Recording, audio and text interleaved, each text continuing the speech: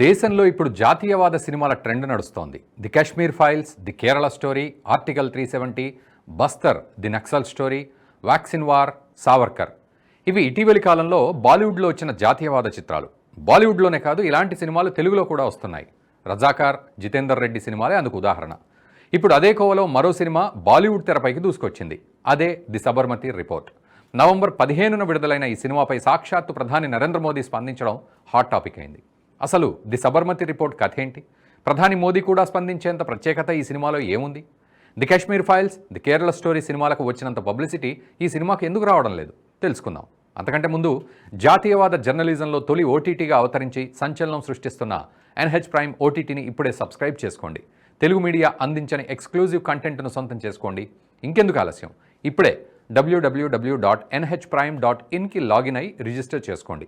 2002లో గుజరాత్లోని గోద్రా దగ్గర ముష్కర మూకలు తగలబెట్టిన సబర్మతి ఎక్స్ప్రెస్ ఘటన ఇతివృత్తమే ది సబర్మతి ఎక్స్ప్రెస్. 2002 ఫిబ్రవరి 27న గోద్రా స్టేషన్ సమీపంలో సబర్మతి ఎక్స్ప్రెస్ S6 కోచ్కు కొందరు దుండగులు నిప్పుపెట్టారు. ఈ ఘటనలో 59 మంది హిందువులు సజీవ దహనమయ్యారు. కరసేవకులు అయోధ్య నుంచి తిరిగి వస్తుండగా గోద్రాలో చోటు చేసుకున్న ఈ ఘటన దేశవ్యాప్తంగా సంచలనం రేపింది. అదే ఏడాది గుజరాత్లో అల్లర్లకు దారితీసింది.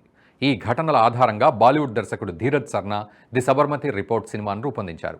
50 కోట్ల బడ్జెట్తో తెరకెక్కించిన ఈ సినిమాలో విక్రాంత్ మాసే, రాశి ఖన్నా, రిధి ఢోగ్రా ప్రధాన పాత్రలు. శోభా కపూర్, ఏక్తా కపూర్, అమూల్ వి మోహన్, అన్షుల్ మోహన్ నిర్మించారు. ఈ సినిమాలో అత్యంత సున్నితమైన గోద్రా రైలు దహనం అంశాన్ని నిష్పాక్షికంగా చూపించారు. ముందస్తు ప్రణాళికతో చేసిన ఆ దాడిని కళ్లకు కట్టినట్టు వివరించారు దర్శకుడు ధీరజ్ సర్నా. కేవలం మత విద్వేష చర్యను భయంకరంగా చూపే క్రమంలో మొత్తం ముస్లిం సమాజాన్ని రాక్షసులుగా చిత్రీకరించే ప్రమాదం ఉంది. కానీ చిత్ర దర్శకుడు ఆ ట్రాప్లో పడలేదు. సినిమాలో కుట్రదారులకు సహకరించిన ముస్లింలను చూపిస్తూనే దానికి వ్యతిరేకంగా నిలిచిన ఇస్లామిక్ వాదులను కూడా చూపించారు. లెఫ్ట్ లిబరల్గా ముద్ర ఉన్న ఏక్తా కపూర్ ఈ సినిమాను నిర్మించడం అన్నిటికంటే గొప్ప విషయం. గోద్రా అల్లర్లపై సినిమా తీయడం అంటేనే పెద్ద సాహసం. అది కూడా ఉన్నదున్నట్టు చూపించడం చాలా గొప్ప విషయం అనే చెప్పాలి. గతంలో మార్క్సిస్ట్ ఫిల్మ్ మేకర్లు ఇలాంటి సినిమాలు తీశారు. కానీ వారు ఒక వర్గం వారినే దోషులుగా చూపిస్తూ ఇంకో వర్గం అసలు నేరమే చేయలేదన్నట్లుగా చూపించేవారు. అంతేకాదు, వాస్తవ ఘటనల్ని మార్చి చూపిస్తూ తమ సొంత ఊహలను ప్రేక్షకుల మీద రుద్దుతారు. అయితే ది సబర్మతి రిపోర్ట్ అలా చేయలేదు. నేరాన్ని ఎక్కడా సమర్థించలేదు. అదే సమయంలో దాన్ని ప్రేక్షకుడు తట్టుకోలేనంత భయంకరంగానూ చూపించలేదు. సరైన జర్నలిస్టిక్ అప్రోచ్తో దేనికి ఎంత ప్రాధాన్యం ఇవ్వాలో అంతే ప్రాధాన్యమిస్తూ తెరకెక్కించారు. గోద్రాలో రైల్లో తగలబడి కాలిపోయిన శవాల నిజమైన విజువల్స్ భారతీయ మీడియా దగ్గర ఇప్పటికే ఉన్నాయి. ఈ సినిమాలో తీసిన దృశ్యాల కంటే అవే భయంకరంగా ఉంటాయి. అవి ప్రేక్షకుడి మనసును తీవ్రంగా కలిచివేస్తాయి. అందుకే ఆ వాస్తవ దృశ్యాల్లోని కొద్ది భాగాలను మాత్రమే ఉపయోగించారు. ఆ విషయంలోనూ ఉన్నంతలో వీలైనంత తక్కువ భయానకంగా ఉండే దృశ్యాలను, అవి కూడా కొన్ని క్షణాలు మాత్రమే వాడారు. ఈ సినిమాలో సబర్మతి ఎక్స్ప్రెస్ దహనాన్ని ఒక మౌలానా చేసిన మతపరమైన దుస్సాహసంగా చూపించారు. పాకిస్తాన్ ప్రమేయంతో భారత్లో మత సామరస్యాన్ని చెడగొట్టడానికి మౌలానా చేసిన ప్రయత్నంగా చూపించారు. తన మాటలు వినే సామాన్య ముస్లింలను రెచ్చగొట్టి అలాంటి భయంకరమైన విద్వేషపూరిత నేరానికి వారిని పురిగొల్పినట్టు చూపించారు. అయితే మౌలానా చేసిన నేరం మాత్రం చట్టం నిరూపించలేకపోయింది. కానీ సాధారణ ముస్లిం నేరస్తులు మాత్రం చట్టం గుప్పెట్లో నుంచి తప్పించుకోలేకపోయారు. శిక్షలు అనుభవించారు. సంక్షిప్తంగా చెప్పుకోవాలంటే, నిజంగా జరిగిన ఒక భయంకరమైన మత విద్వేషపూరిత నేరాన్ని నిష్పాక్షికంగా ఏ మతానికి సంబంధం లేకుండా చూపించడంలో ది సబర్మతి రిపోర్ట్ దర్శకుడు విజయం సాధించాడని చెప్పొచ్చు.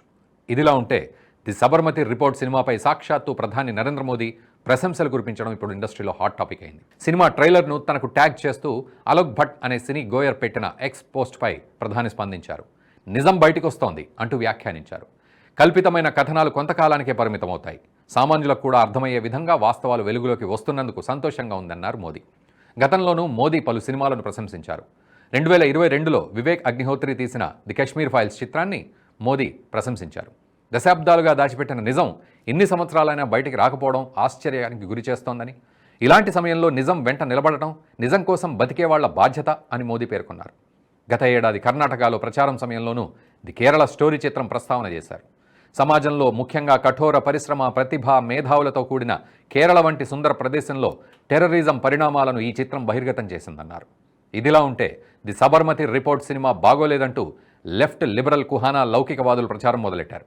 ఇదే సమయంలో ప్రధాని మోదీ స్వయంగా స్పందించడంతో సినిమాపై అపోహలు తొలగిపోవడమే కాకుండా ఫేక్ నరేటివ్స్కి చెక్కు పెట్టినట్టయింది. మరోవైపు లెఫ్ట్ ఐడియాలజిస్ట్గా ముద్రపడిన ఏక్తా కపూర్ ఈ సినిమాను నిర్మించడం వల్ల మొదట్లో జాతీయవాదులు అంతగా శ్రద్ధ చూపించలేదు. సినిమా విడుదలైన తర్వాత వారి ఆలోచన పూర్తిగా మారిపోయింది. పైగా ప్రధాని మోదీ స్పందించడంతో డౌట్లన్నీ పటాపంచలయ్యాయి. నిజానికి జాతీయవాద కోణంలో తెరకెక్కే ఇలాంటి సినిమాలపై లెఫ్ట్ ఎకోసిస్టమ్ కొబ్బరికాయ కొట్టిన దగ్గర నుంచే నెగిటివ్ ప్రచారం మొదలు పెడతారు. కానీ ది సబర్మతి రిపోర్ట్ విషయంలో అలా జరగకపోవడం అందరినీ ఆశ్చర్యానికి గురిచేసింది. గతంలో the Kashmir files, the Kerala story సినిమాలపై కమ్యూనిస్టులు విరుచుకుపడ్డారు. మోదీ రాజకీయంగా పబ్బం గడుపుకోవడానికి ఇలాంటి సినిమాలు ప్రోత్సహిస్తున్నారంటూ మండిపడ్డారు. దేశవ్యాప్తంగా వాటిని బ్యాన్ చేయాలని కూడా ఆందోళనలు చేశారు. అంతేకాదు ఆ సినిమాలో అసలు ఏమాత్రం నిజం లేదంటూ అబద్ధాలు ప్రచారం చేశారు. అయితే లెఫ్ట్ ఎకోసిస్టమ్ ఎంత నెగిటివ్ ప్రచారం చేసినప్పటికీ ఆ సినిమాలు ట్రెండ్ సెట్ చేశాయి. The Kashmir files, the Kerala story 2 సినిమాలు కూడా పెద్ద హిట్ అయ్యాయి. పరోక్షంగా లెఫ్ట్ ఎకోసిస్టమ్ చేసిన నెగిటివ్ ప్రచారం వల్ల ఆ సినిమాకు ఎక్కడ లేని ప్రచారం వచ్చింది. దీంతో పాఠాలు నేర్చుకున్న లెఫ్ట్ లిబరల్ కుహానవాదులు ది సబర్మతి రిపోర్ట్ సినిమాపై వ్యూహాత్మక మౌనం పాటిస్తూ వచ్చారు. మొత్తానికి సబర్మతి రిపోర్ట్ సినిమా వాస్తవాలను వెలుగులోకి తీసుకొచ్చింది. గోద్రా ఘటన ప్రధాని మోదీ రాజకీయ జీవితంలో అతిపెద్ద మలుపు. నరేంద్ర మోదీ గుజరాత్ సీఎంగా ఉన్నప్పుడు జరిగిన ఈ దుర్ఘటనలో ఆయనను దోషిగా చూపించడానికి చేయాల్సిన ప్రయత్నం అంతా చేశారు. గోద్రా అల్లర్ల విషయంలో ప్రధాని మోదీకి ఇప్పటికే న్యాయస్థానాలు క్లీన్ చిట్ ఇచ్చాయి. అయినా లెఫ్ట్ ఎకోసిస్టమ్ ఆయనను టార్గెట్ చేస్తూనే ఉంది. 90% మీడియా గోద్రా అల్లర్లలో ప్రధాని మోదీనే దోషిగా చూపించేందుకు 2 దశాబ్దాలుగా విఫలయత్నం చేస్తూనే ఉంది. గుజరాత్ అల్లర్ల విషయం ప్రస్తావనకు వచ్చిన ప్రతిసారి గోద్రా అల్లర్లు అంటూ నానా హంగామా చేసే కుహానా లౌకికవాద మీడియా ఎప్పుడూ సబర్మతి ఎక్స్ప్రెస్ ఘటనపై ఆచితూచి మాట్లాడుతూ ఉంటుంది. సబర్మతి ఎక్స్ప్రెస్ ఘటన ఎలా జరిగింది, కరసేవకులు మాత్రమే ఉన్న S6 బోగికి నిప్పు పెట్టిందెవరు అన్న విషయాలపై ఎలాంటి పరిశోధనాత్మక కథనాలు ప్రచురించిన పాపనబోలేదు. ఇన్నాళ్లు వాస్తవాన్ని కప్పిపుచ్చుతూనే వచ్చారు. పైగా వాస్తవాన్ని వక్రీకరిస్తూ ఇప్పటికీ కథనాలు ప్రసారం అవుతూనే ఉన్నాయి. అయితే పూర్తి వాస్తవాలతో తెరకెక్కించిన the Sabarmati report left ecosystem wrong నెరేటివ్స్ని బ్రేక్ చేసింది. ఒక్క ది సబర్మతి రిపోర్ట్ మాత్రమే కాదు, ఇటీవలి కాలంలో వచ్చిన the Kashmir files, the Kerala story లాంటి జాతీయవాద భావజాలంతో కూడిన సినిమాలు పరోక్షంగా హిందువులను సంఘటితం చేస్తున్నాయి, జాతీయవాద భావజాలాన్ని పెంపొందిస్తున్నాయి. ఏదేమైనా ప్రస్తుతం దేశవ్యాప్తంగా విజయవంతంగా ప్రదర్శితమవుతున్న ది సబర్మతి రిపోర్ట్ ప్రతి హిందువు తప్పక చూడాల్సిన సినిమా.